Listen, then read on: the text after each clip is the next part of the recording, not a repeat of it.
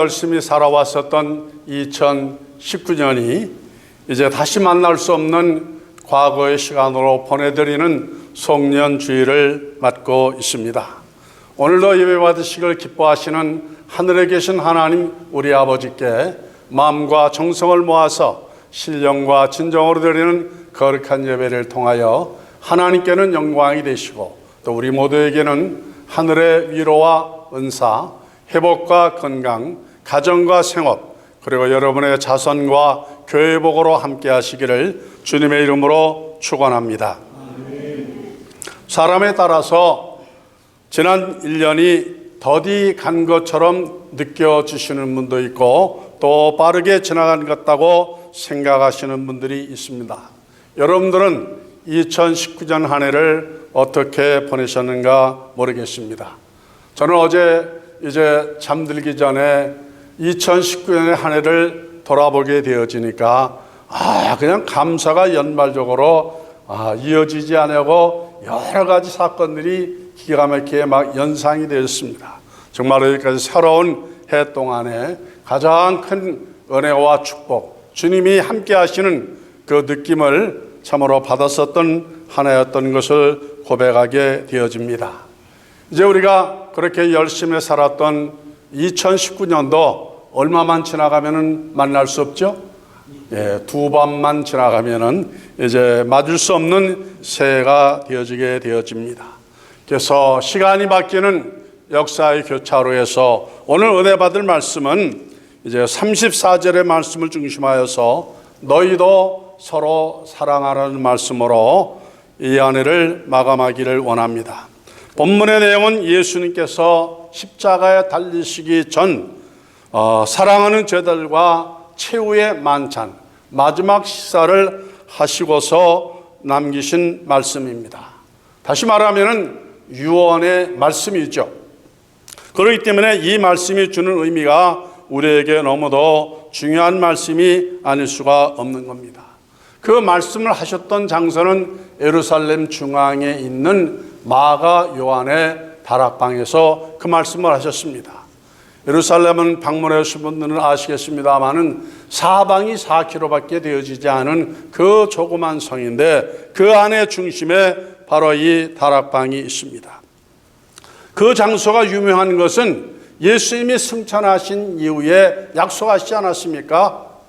보혜사 성령을 주기로 약속하셨는데 그 약속을 바꿔서 제자들이 모여서 열흘 동안 열심히 기도하다가 몇 명이 성령의 충만을 받았다고요?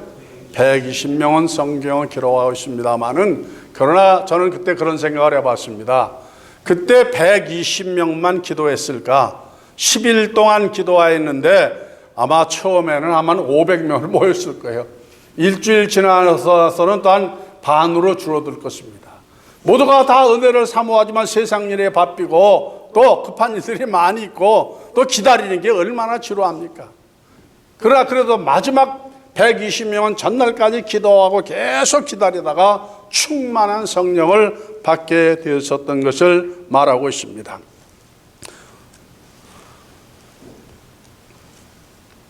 예수님의 제자들은 대부분 어디 출신이었는가 하니 성경은 갈릴리 출신이라고 기록하고 있습니다. 우리 말로 말하면은 시골뜨기라는 거예요. 한국과 이스라엘하고 비슷한 것이 있는데 그 이스라엘 사람들도 서울을 중시하는 사람입니다. 그래서 인물이 어디에서 나면 예루살렘 성 안에서 나오는 거예요.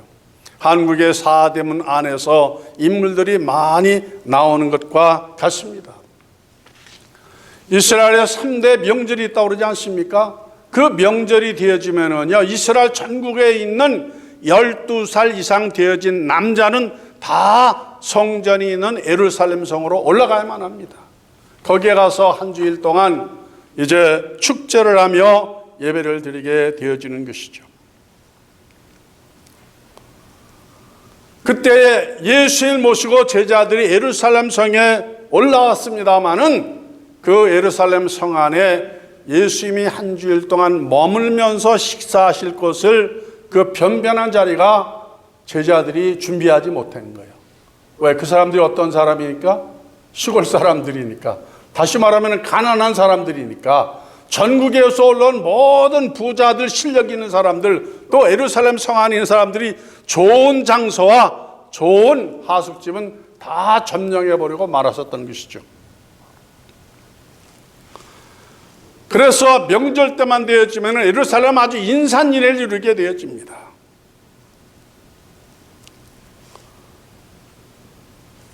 제자들이 죄송한 마음으로 예수님께 그런 말하는 거죠. 우리가 이 성 안에 들어오게 됐는데 어디에 가서 오늘 식사를 우리가 준비할 수 있겠습니까? 그 말은 무슨 말인 거 아니? 우리 실력으로는 가진 것도 없고, 이 많은 식구가 만찬할 장소가 없다는 거예요. 예수님의 일행이 기본적으로 12명 플러스 예수님입니다만은 그것만이 아니라 무지하게 많습니다. 예루살렘 동편에 그 베다니 마을에 마르다 자매도 왔을 것이고 나사로도 왔을 것이고 그 다음에 유명 무명의 많은 사람들, 여인들까지 아이들까지 합하면은 수십 수백 명이 따라오는데 그들과 함께 만찬 먹을 장소가 없는 거예요.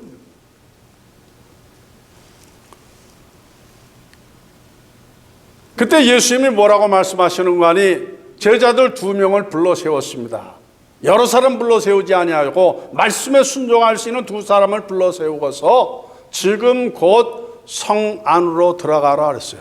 그 성 안에 들어가서 어떤 사람을 만나라 그랬습니다. 어떤 사람 하는 거니? 너희들이 들어가면은 머리에다 무엇을 이고 가는 사람이 물동이를 이고 가는 사람을 만나러니 그 사람이 가는 곳을 따라가서 그 집으로 들어가라 그랬어요. 들어가서 그 집 주인에게 말하라 그랬습니다. 예수님께서 말씀하신 이제 만찬을 베푸실 장소가 어디 있냐고 말하면은 그것을 너에게 보여줄 것이라고 말씀하여 줬습니다.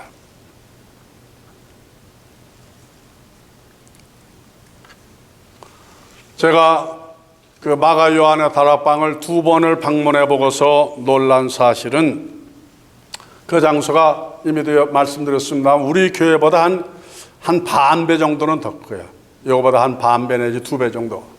그러니까 그 장소는 120명이 기본적으로 들어가지만은 이게 다 걷어내고 그냥 그 당시에 뭐 의자가 없었을 때니까 그냥 무릎 꿇으면은 300명, 400명은 충분히 수용할 수 있는 그런 장소였습니다.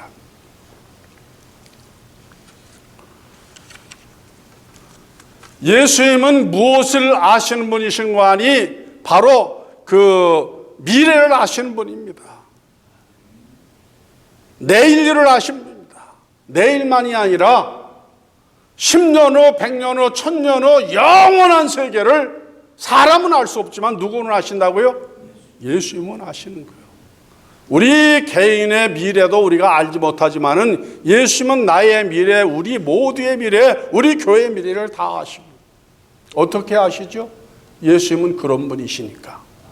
예수님은 전능자시고 전지하시고 창조주시고 영화로 말하면은 예수님은 거기에 등장하는 배우가 아니라 누구예요? 감독이죠. 감독. 우리가 뭐 연속곡을 보면은 궁금하지 않아요? 저게 가다가 어떻게 되어질까? 누가 죽고 누가 살아나고 누가 이길 것일까? 굉장히 궁금해가지고 그 시간만 되어지면은 모두들이 다 몰립니다만은 누구는 알고 있어요? 감독자는 다 아는 거예요. 감독자는 어디에서 누가 넘어지고 어떻게 죽고 그 다음에 그런 거를 다 누가 만드는 거예요? 감독자가 다 말하는 겁니다.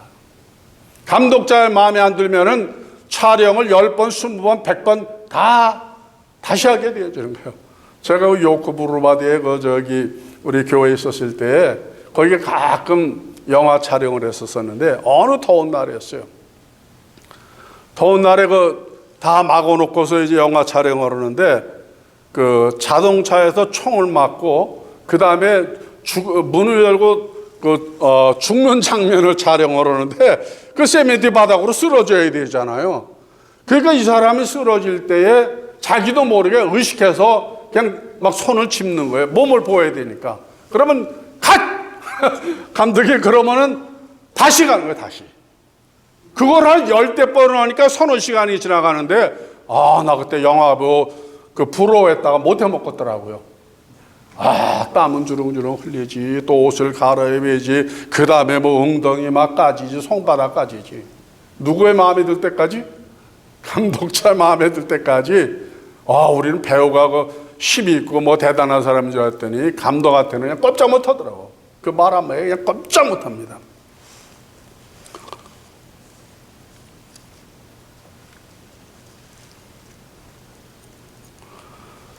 예수님은 우리의 미래를 아실 뿐만 아니라 우리 각 사람의 마음을 다 아신다 그랬습니다.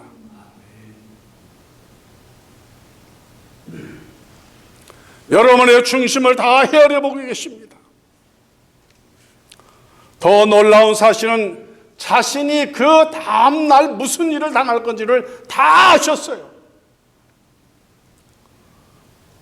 불의한 사람들에게 잡히셔서 불법의 재판을 받으시고 그 다음에 어떻게 상처를 받으시고 십자가에 달리실 것까지 다 아셨습니다.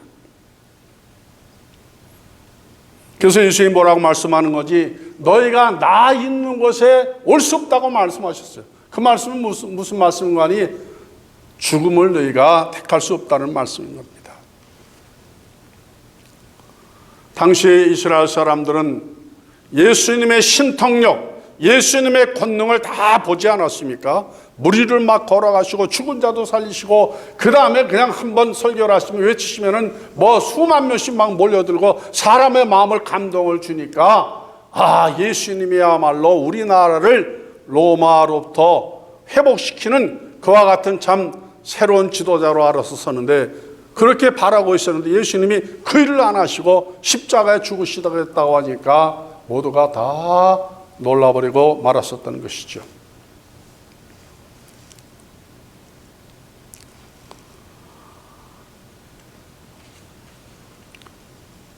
예수님 당시 이스라엘이 로마에게 통치를 받고 있었는데 그때 그 로마에서 파송받은 통치자가 누구라 그랬죠?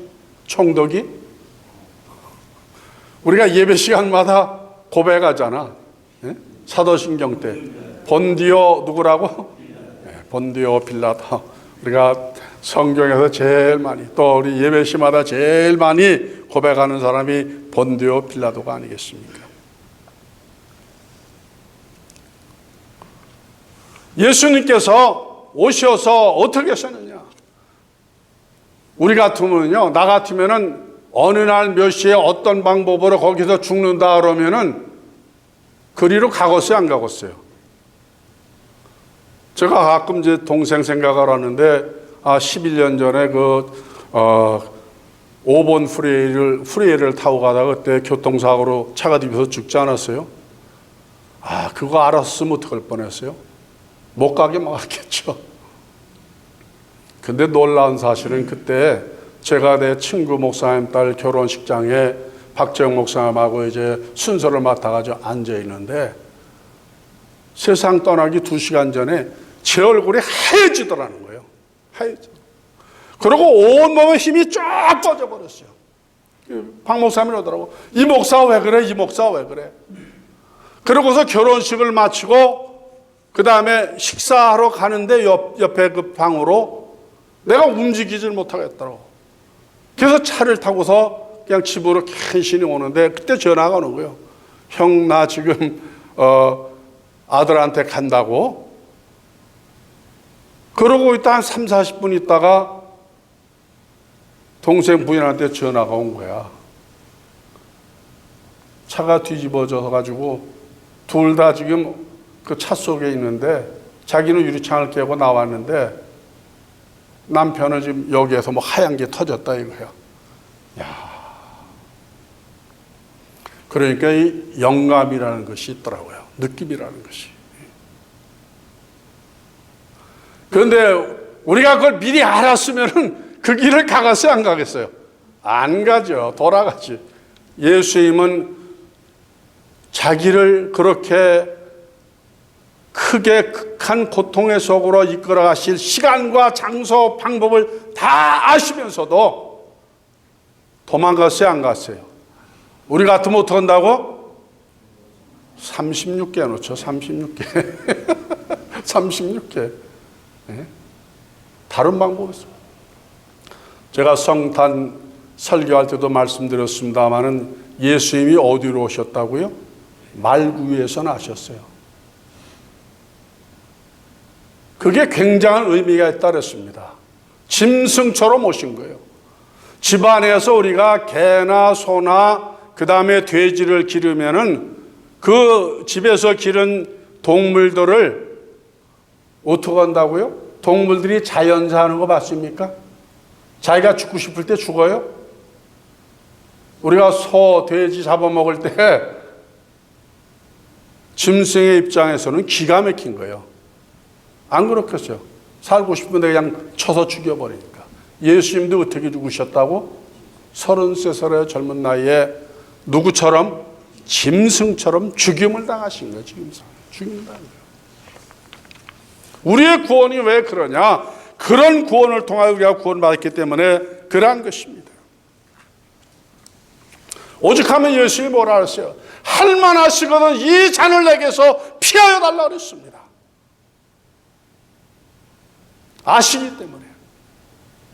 그러나 누구의 연도로 마옵시고 내 원대로 내 뜻대로 마옵시고 아버지의 계획과 원대로 내가 순종하겠나이다. 그대로 죽겠습니다. 다 당하겠습니다. 이렇게 죽으신 겁니다. 그러기 전에 예수님께서 우리에게 남기신 유언의 말씀이 무엇인가 하니 34절의 말씀이에요. 새 계명을 너에게 준다 그랬습니다. 유언의 말씀을 주신다 그랬습니다. 그러니까 우리가 다른 것은 다 잊어버려도 예수님의 마지막 말씀을 우리가 지켜야 될 구원받은 자이기 때문에 예수 그리스도의 보혈 능력을 받은 사람이기 때문에 그것만큼은 우리가 살아나가는 동안에 지켜 행해야만 되어지는데 그것이 무엇이라고요? 누구를 사랑하라고? 서로 사랑하라 말씀하여 줬습니다. 여러분 사랑하는 게 쉬운가요? 어려운가요? 어렵죠. 왜 어려워요? 자꾸만 줘야 되니까. 주지 않으면 저 사람이 마음을 나한테 안 주거든. 그리고 계속 섬겨줘야 되니까. 섬겨줘야 되니까. 예수님께서 뭐라고 말씀하시는 내가 너희를 사랑한 것 같이 너희도 사랑하라 그랬습니다. 예수님이 여러분들을 어떻게 사랑하셨죠? 우리가 몰랐어요. 주님을 몰랐어요. 그런데도 주님께서 우리를 사랑하셨습니다. 우리가 사랑받을 자격과 조건이 있어요? 아무것도 없습니다. 우리가 주님을 냉면을 한 거 사드렸어요. 뭘 해드렸어요? 아무것도 몰랐었을 때에 예수님께서 우리를 사랑하시되 어떤 사랑으로 사시느냐? 인간의 사랑처럼 조석변이 아니고 영원토록 사랑하시되 우리를 대신해서 죽었다. 제가 지난 주일에 아주 참 큰 은혜를 받았는데 어느 분이 그런 말씀하시더라고요. 픽업해가지고 오면서 예수님이 우리를 사랑한 것은 부모님이 우리를 사랑한 것보다 100배, 1000배, 10,000배 더 사랑했다는 거예요. 가만히 생각해보면 그 말이 맞더라고요. 여러분들이 부모에게 피 흘림을 받았습니까? 부모의 재산 상속을 받았어요? 그런데 하나님은 여러분에게 뭘 주셨어요? 천국을 다 주셨잖아. 영생을 다 주셨잖아. 그 영광의 보좌에 누구를 앉혀주신다 그랬어요? 여러분을 앉혀주신다 그랬습니다. 여러분을. 우리가 그 사랑을 받았잖아요. 대단한 사랑을 받았잖아요. 너무 충격적이지 않습니까? 그렇기 때문에 누구를 사랑하라고? 너희도 내 이웃을 사랑하라 그랬습니다. 내 이웃을 사랑하라. 내가 진실로 진실로 너에게 이르노니 나의 보낸 자를 영접하는 자는 나를 영접하는 것이요 나를 영접하는 자는 나를 보내신 이를 영접하는 것이라. 야, 우리가 이웃을 사랑하면은 누구를 대접하는 거라고? 예수님을 대접하고 예수님을 섬기는 것이라고 말씀하여 주셨습니다.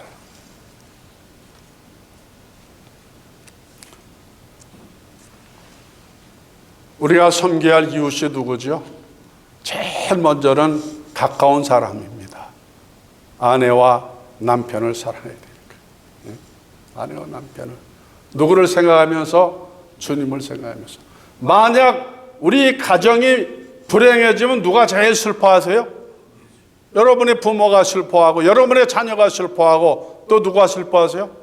하나님이 슬퍼하시는 거죠. 주님이 슬퍼하시는 겁니다. 그러니까 미운 것이 있고 힘든 것이 있어도 내게 주신 하나님의 사람이라는 것을 인정하고서 그를 끝까지 품어주고 용서해주고 사랑해줘요. 내 자녀도 어떻게 해야 돼요? 내가 돌봐주고 부족한 것이 있으면 그를 자꾸만 품어주고 그를 섬겨주고 희생해줘야 하는 겁니다. 예수님께서 우리에게 섬기의 본을 보여주실 때 당신이 스스로 제자들 앞에 무릎을 꿇으시지 않았어요. 제자들이 발을 씻겨주셨습니다. 제일 낮은 것. 힘 있는 사람이 오히려 약한 사람.